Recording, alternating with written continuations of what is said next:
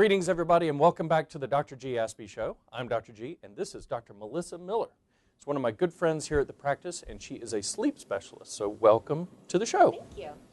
I wanted to kind of pick your brain a little bit. A lot of the Aspie guys and girls that I work with, as well as their parents, have a hard time falling asleep. So maybe you could share with the audience a few reasons why that is, and maybe some tips on how to get an Aspie to sleep, if not tonight, sometime this week. Absolutely. Cool.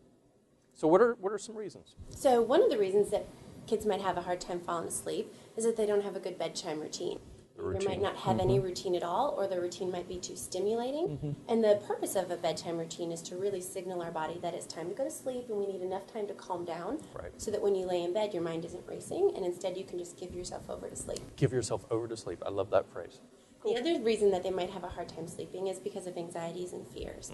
You know, when you think about being in bed, it's quiet, it's calm, it's dark. It's kind of this breeding ground for anxieties and fears to be stirred up. And the last reason that kids with Asperger's might have a hard time sleeping is biological. That some of them just need less sleep than others, and their minds race, and so they have a harder time shutting it off at night. That's that freight train brain. They just can't stop thinking. Yeah, my dad was like that. He only slept 4 or 5 hours a night. Wow. So, cool. So what are some practical tips, maybe 5 tips that parents could start implementing tonight? Great. So bedtime routine. And in the bedtime routine, I want 2 things. First, 90 minutes before bed is when I want the routine to start, and I want all technology off. I know it means all video games, television, iPads, everything, especially things that have light that are really sensory, needs to be off. And then also, what I want in that bedtime routine is a hot bath. And when you get out of the bath and your body needs to cool down, that cooling effect actually makes you drowsy, and so it just kind of sets you up for a good night of sleep. That makes sense. Cool. So the second thing that I think is important is having a little worry time. Worry time. Worry time. So if you can get like a little notebook and have them spend 15, 20 minutes a night just writing down their worries. It's kind of a dumping ground for what's going on in their brains, and they can just get everything down on paper, and every night they know that they're going to have time to put everything out there. Makes a lot of sense. I like that. Third, we need to make sure that their room is sleep compatible. Okay. So what that means is that it's really fun to have everything that you love in your bedroom all around you, but when you're laying down at night, if you're looking at things that are really exciting, it's kind of hard to turn that brain off and fall asleep. So you want the room dark, cool, and as non-stimulating as possible. Right. Cool. A noise machine is a really good help for falling asleep. It drowns out that noise, it's soothing, so it's just easier to shut off that brain and not have any noise stimulating. Cool.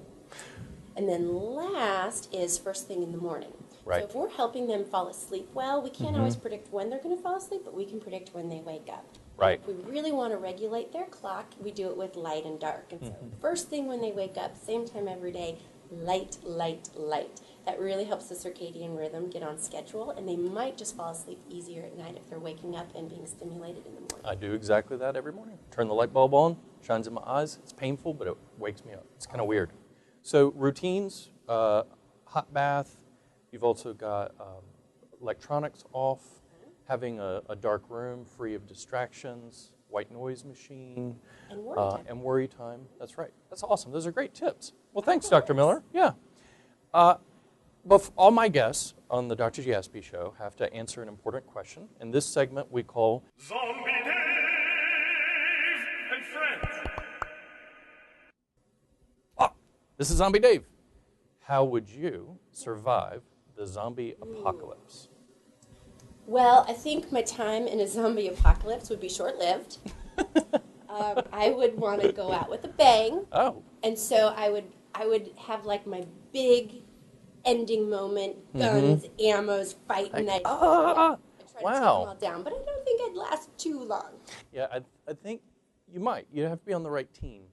And we were talking earlier that you would maybe spike them in the head with your boots. I would. So that'd be pretty cool. Psych. Trinity from the Matrix. Fantastic. Well, thank you very much for being on the show. I have a nice parting gift for you, which is very expensive. Very expensive. Always wanted one of those. Well, I don't know what it is, but it's very expensive. And a nice bag, which is even more expensive, that is happy, and you can wear it and do things with it. So there you go. So thank you, Dr. Miller. Everybody, thanks for tuning in to the Dr. G. Aspie Show. You can follow me on Twitter at Dr. F. Gaskill. You can like us on Facebook, Southeast Psych, and you can also visit us online at southeastpsych.com. Be sure to check out Dr. Miller's bio. And thanks again for tuning in, where Aspies are awesome.